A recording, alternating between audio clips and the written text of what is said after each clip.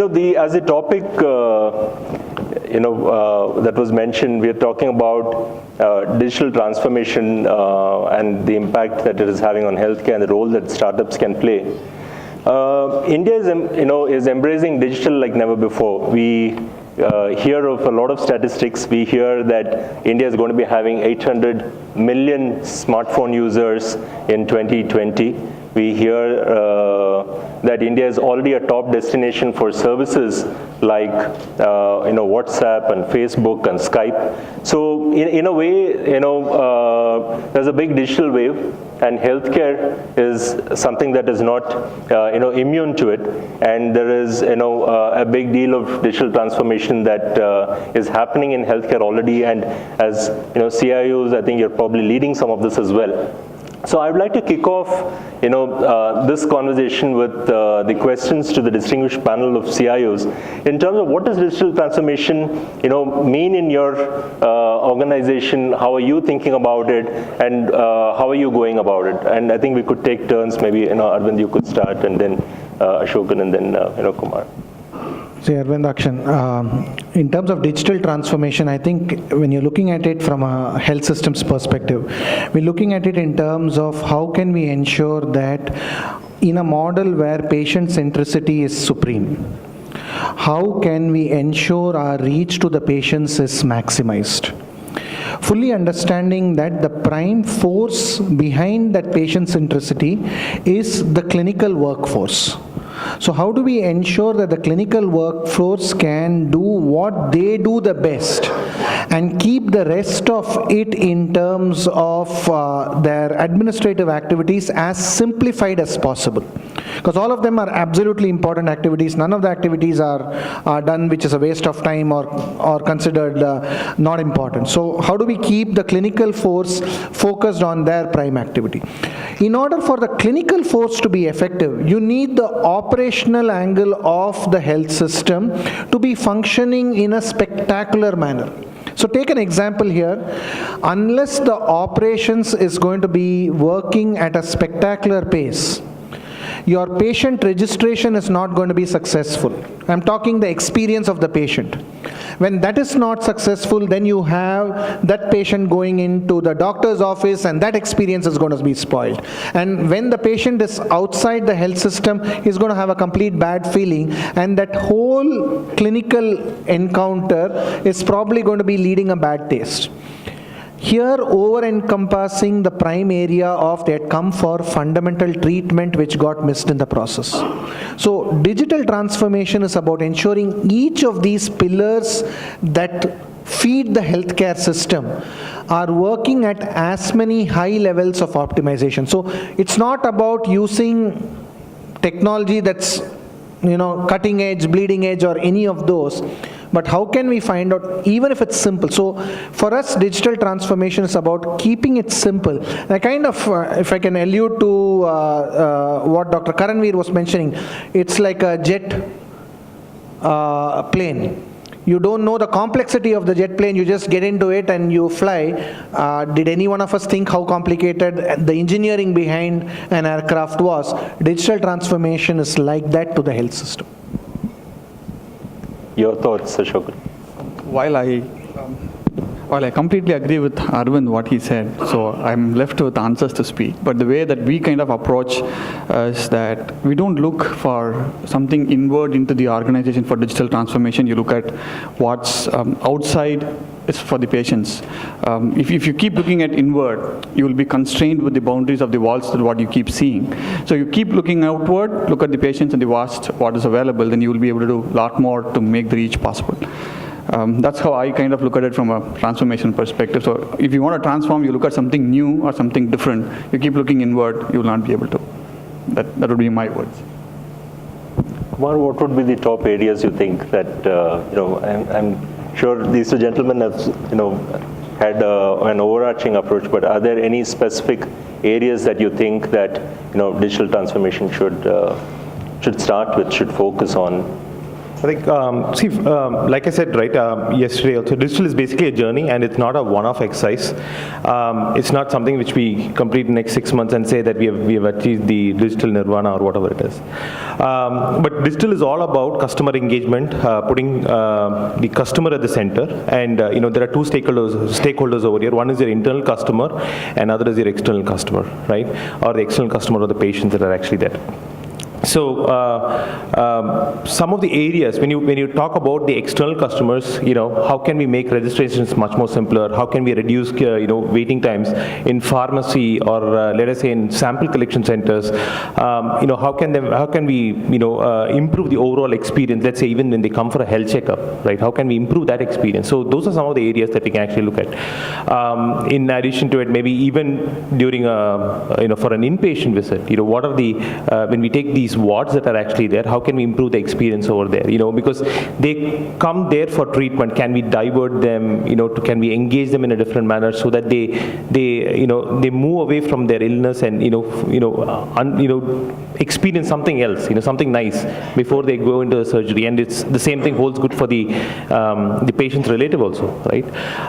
From an internal customer standpoint, we have nurses and paramedics are the workforce that are actually there, and then the clinicians. They constitute some 70-80% of the workforce itself. How can we enable them with tools to improve efficiency? How can we, as Arvind said, how can we make things much more simpler so that they provide better care, because that's their job description. So they provide better care. They don't keep on filling forms and tabulating values. So anything that helps them in these kind of things will have a profound effect from a healthcare standpoint. Very interesting. And given that we are going to be talking about and startups and their role in digital transformation, it's said that the bedrock of innovation is startups and of growth is startups, and the innovation that and they are the ones that who are essentially pursuing and pushing the boundaries of innovation, and which then go on to become more validated and tested solutions that can then move up from there and get more diversified. India, we keep hearing, is a big startup destination, cutting across not just healthcare, but globally, across segments is a big destination for startups. And, my question to you, Amey, would be, as the head of one of the, respected startup accelerators in the country, how do you see the startup scene in India? How do we compare to the world? The solutions that you, and the innovation that you get to see here, is that something that you're seeing is making a difference on the world stage? And anything specific that you're able to add from healthcare, that will be wonderful. Thanks, Arvind. Very specifically, if you look at the healthcare space in the startup ecosystem, in 2013-14, there were close to about 3,000 healthcare startups that got formed in India, doing different things, obviously not just digital, in the digital domain. But if you see now, that number has come down drastically. But what has happened is that the ones that are there in the market today have identified a really good product market fit. And their ability to actually scale up has improved greatly, I would say today. Even the investor confidence has really gone up. So there is more dollars going into less number of companies today than what the situation was in 2013 and 14, which is a really, really good sign for healthcare. If you just see how the cascading effect works in the ecosystem, for like 3,000 startups, about 1% of them moved into the sort of seed institutional angel round. And from there, if you look at, round by round, from that level to Series A, Series B, Series C, about 50% of them got subsequent funding, which is a really good outcome. What we need to do is to really figure out how we can improve the outcome at the, at the bottom of the pyramid. and as we move up in the funding cycles. So that's something that, is a general observation about the startup ecosystem in India. I think there is a lot of interesting stuff happening in the AI, machine learning space within the healthcare industry.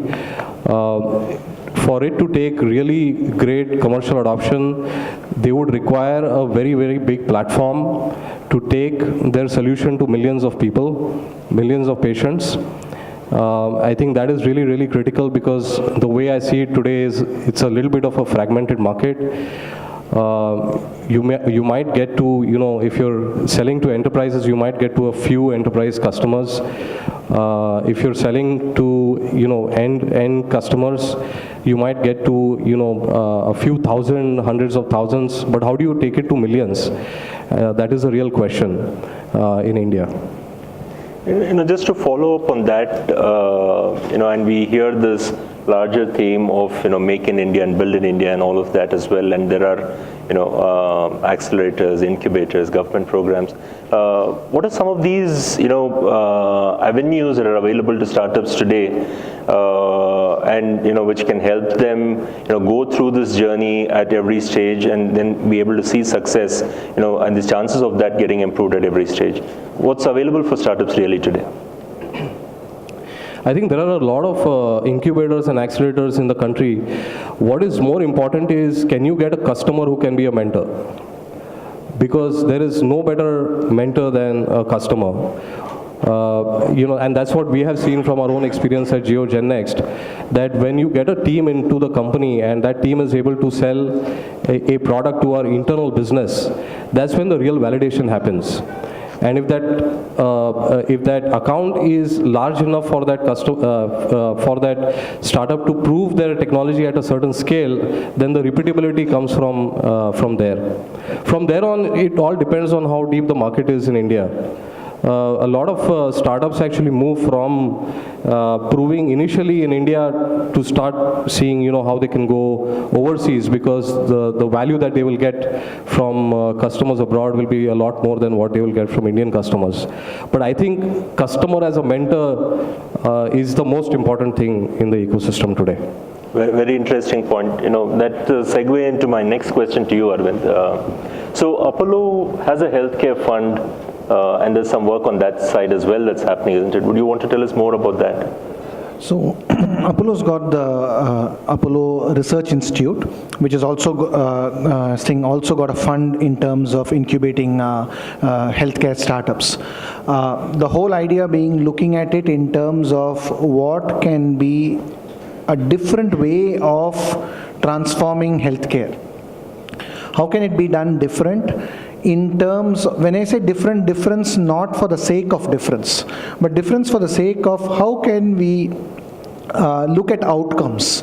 How can we look at outcomes from a very high volume and high accessibility angle?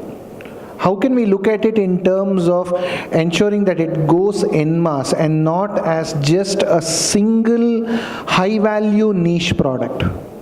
Because it could be a single machine that's a very high value machine that's only going to be one or two in a city. Each of them have their own purpose. But when you're looking at what we are looking at in terms of research and also a big angle to the fund as well as the research and innovation that's there is, how do we look at Indian data to feed this sort of a large population? Because this population segment is extremely large. Solutions for this are very specific and many a times in slight deviation to what we see in the Caucasian samples. So how do we look at this sample? How do we look at this population health to ensure that their condition management is done better? And the genetic aspects that is there in this sector of the globe is significantly different from what is there in the western sector of the globe. And I'm comparing east versus west here particularly because the funding is much comfortably available and more predominant in the West. I'm not trying to say more money is available or less money is available. That's not the intent. But it's that sector is more prevalent to all these kind of activities. This sector is not at all. So obviously somebody who's going to start a startup in the Western side is going to be looking at that sample. So what you had said in terms of learning from the customer. So again here we are looking at Apollo being that person from whom they can learn, because we are able to provide that sample, of course with validation and all of that. Not it's a ethics committee and the validation is a given deal. This is not a free for all trials or anything. But how can you provide that as an, so that when it comes out there is real credibility to it. That means that you put doctors into the picture, and ultimately it has to be accepted by the clinical community. If the clinical community are not willing to prescribe it, it's a lost deal.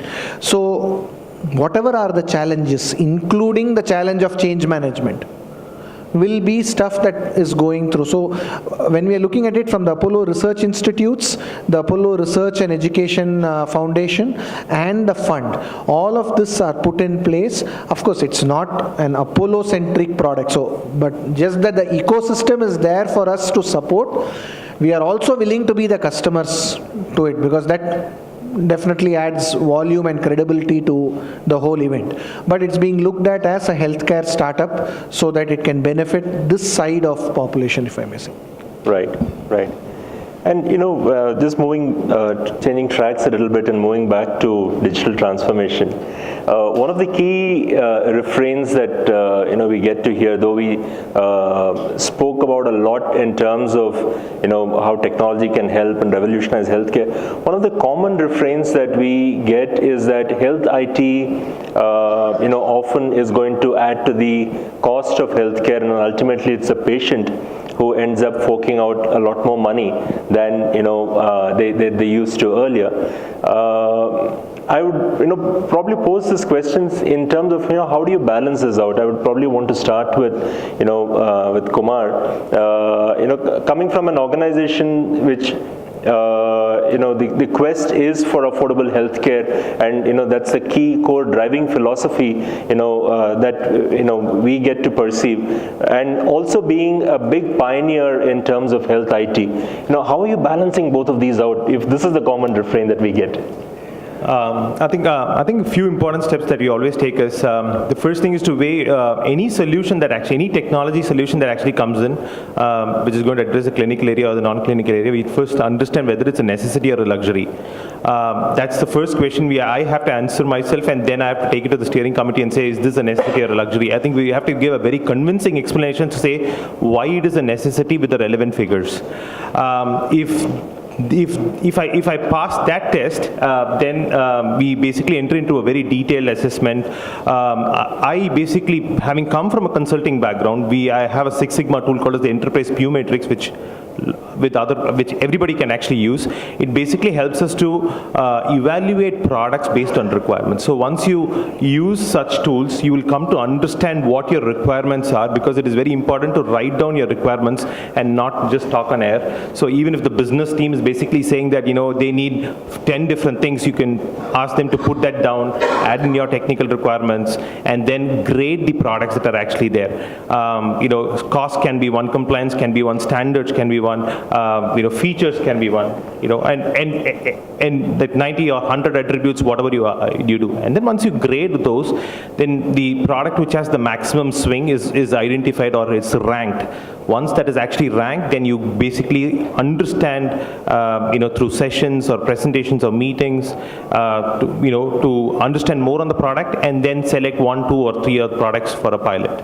Once you do that, and you're at a stage of commercialization, I think the principle is to negotiate really well. I think negotiation is an art, right? So because, yeah. So I think we have, if providers like us have the volumes, and if we really have, and we at any point in time, we will not be able to transfer this cost, to the end patient, and that is where there is an increasing pressure to even reduce the budgets or reduce the overall cost that is actually there. So after doing all the evaluation and selecting the product and then ranking the product. And you would know that, product 1, which is ranked 1, which might be really good, might be a little pricey. So product 2 might have slightly lesser features, but they would definitely put those features on the roadmap in 3 to 6 months time, but at a reasonable cost. Then you basically understand that, negotiate well, and then select the solution. So that's what is, that's the approach that we follow. Right. And in a way, India as a geography is all about volumes, and and everything that standard costing or pricing models that may be applicable elsewhere may probably have to be redone when you're focusing on solutions for the India market. Is that something that you go through as well, maybe Arvind, and then Definitely. In fact, one of the things that you always need to do whenever you're doing any IT project is be really pally with the CFO. Okay, forget the ROI and all that. Be just pally with them. Just say yes. If the finance or somebody is asking for a PC or a laptop, just give it. Okay, and then you start talking ROI. So that's really the secret of how to get stuff done. Now, this is where this whole Make in India and this incubation, this whole Indianize, because you're talking numbers and volumes that is India based. So I'll give you a simple example now. Let's say somebody comes and let's take Apollo Hospitals as an example. Somebody comes and tells me that, it's going to be a per user license. How many?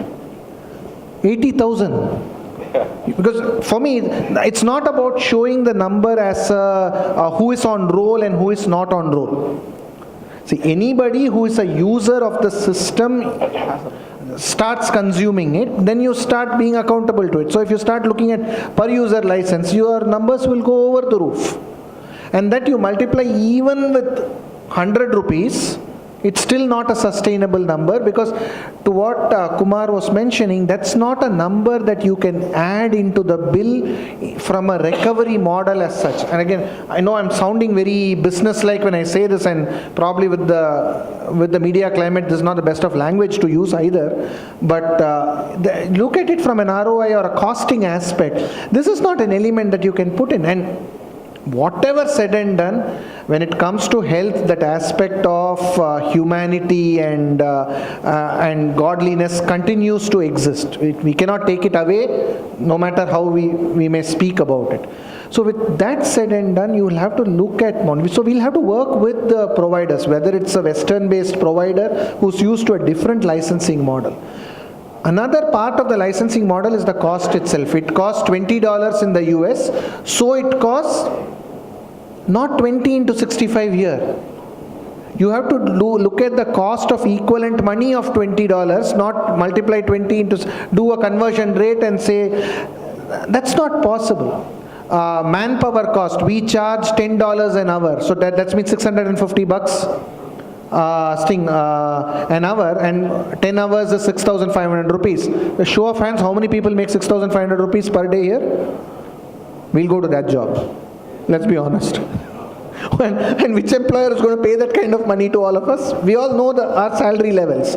So these are some of the Western to Eastern. When I say Eastern, I'm talking about where the economies are growing, but the conversion rate is not like ours, where it's a 1:65 or a 1:80 euro, that kind of it's true for all those geographies. That's kind of how we'll have to relook at licensing models, engagement models, professional services, all the fees that are there in technology implementations.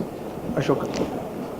The way that I would kind of suggest is, let's look at the kind of, how do you demonstrate the ROI on the investment that you want to do? Does it have any business value in it? And then try and then bring up those parameters, metrics, and then create an evaluation metrics towards it to say, will I be able to really measure after 3 months, does it give me that money? That itself will tell you which solution that you need to select. I would subscribe to what Arvind's point is. And I mean, if you straight away take the market price of what US is and put it in, it will not work. You have to ask the providers to exactly cost the way how they do the business here with the cost of the Indian structure of the market is. Yes, you do have overheads, which we understand, but that cannot be at a premium of 1:1 correlation. Right? That's what we always have to say. How do you kind of convert the price? Where does the market comes through? That's pretty much gives the answer to say how do you take the volume. the per user per year is very scary actually. So capex has shrunk so much, and the OPEX looks bloated, and the CFO does not want to see this OPEX bloated. And I think providers have to really look at different alternate licensing models, as and this is really not going to work out for the providers. And this earn while you sleep approach, right? When you bill all this on per user, and the provider basically shuts off and we start working this, that's really not going to work here. Alternate licensing models are definitely required for SaaS or mobile apps or whatever form that you actually. Right. And I'm guessing, for somebody who heads IT for hospitals which span geography, I'm guessing that, those become more complicated as well. Thanks, Kar. Thankfully, yes, it is with the multi-country taxation issues that you have. Yeah. And being related entities, there goes. You have more to come in. 18% of minimum transfer pricing impact, 12 to 15% of withholding tax impact. The budgets that you need to really get is really, really high. And there's no IT budgets anymore in any of these enterprises that we are working. Right? Yeah. So it's tough. And and to bring this back on to the on the topic of startups, one of the things that is often associated, while there is big innovation, they're pushing boundaries on innovation, there is also the sense of the risk that may be there. So how do you drive this balance between innovation versus risk? What would be the kind of ways that can be mitigated, or any thoughts to the startups themselves in terms of how they should try and approach this. And as a follow-up to that, once we hear from the CIOs, my question to you would be, as somebody who mentors a lot of these startups, what is your guidance to them in terms of how they should be approaching customers? We'll probably hear from from the group, and then the one request that I would have for the startups is that the concept of MVPs will have to be MVEPs. The minimum viable product, the minimum viable extra product. The reason that I'm saying is large enterprise like us have the connected processes put together in place. So taking a small portion of that and say, okay, this solution is minimum viable product and we have to fit it into this process will kind of disturb the ecosystem of the other processes that we have kind of put in. So it helps us to kind of say, okay, this is the minimum viable product they are thinking, but then for you to put into an enterprise like this, which is fully connected, you need to have a bit extra to kind of manage that. I think that extra, if somebody focuses on and get it, they will reach the kind of expected EBITDA levels with large enterprise like us much faster.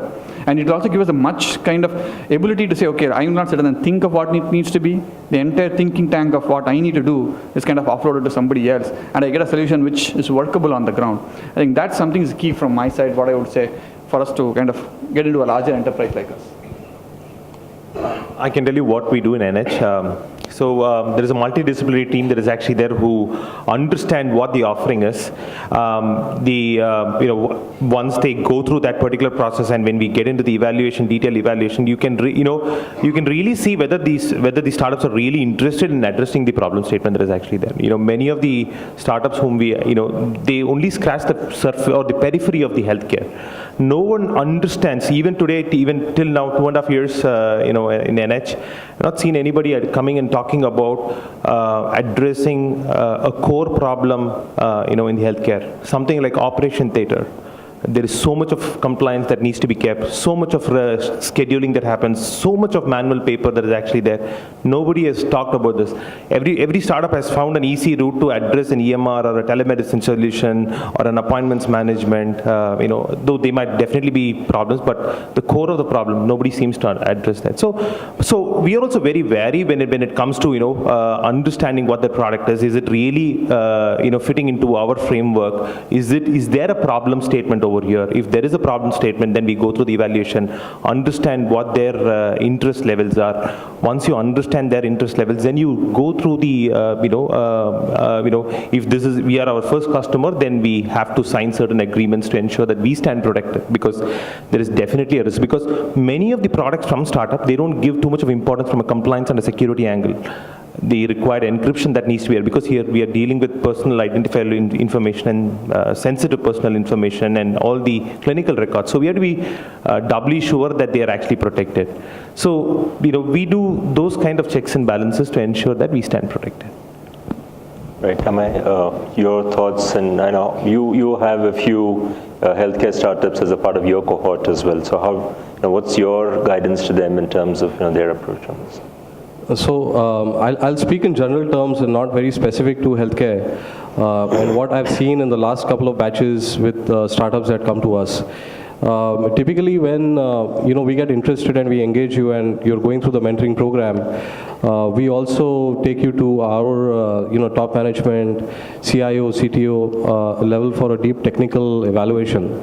So these are typically pitches that would last from 20 to 30 minutes and can get stretched to about 45 minutes depending on their interest. What, as an outcome of that, if they decide, and large enterprises touch very few things. So you have to be really good as a founding team. Your technology needs to have deep differentiation because they look at everything in the world. So it can't be something that's a me too or very obvious. So having passed all those filters and you get into technical discussions, the number one mistake that I've seen founders doing is that the salesperson goes to meet the CTO. And then the CTO says, okay, go back, get your technical person. And then the CTO comes back, and then there's one more meeting that happens then. After that, let's say that, they say that, okay, let's do a proof of concept. Then you got to show a lot of flexibility in terms of camping out, in wherever the customer is, wherever the team is, and work right from the bottom to the top. Keep everyone updated all the time and really engage really, really well. If let's say you pass that filter of a deep technical evaluation and they're happy with the solution, which is easily 2-3 months at least, I would say, the next phase is really then you start talking about commercials, right? And when you start talking about commercials, and that's just taking your point and your point forward, I think the number one problem that we see is that entrepreneurs are not very flexible on commercials, and I don't understand why, because from their perspective, they feel that, oh, we've done all this hard work now of proving our technology to you. You should be able to pay us the moon for it. But that's not how it works. And so that's the next challenge that we face. And typically where things get stuck is on this per user, per license, per year, per month kind of thing.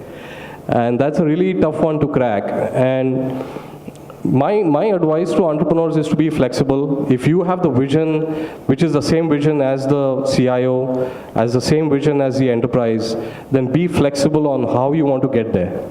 And if you have to trade off a few things along the way, do it because you want to achieve the same vision. Don't get stuck in little petty things, but move on, right? Once you get past the commercial stage and once the deployment starts, then that's a whole new different challenge altogether.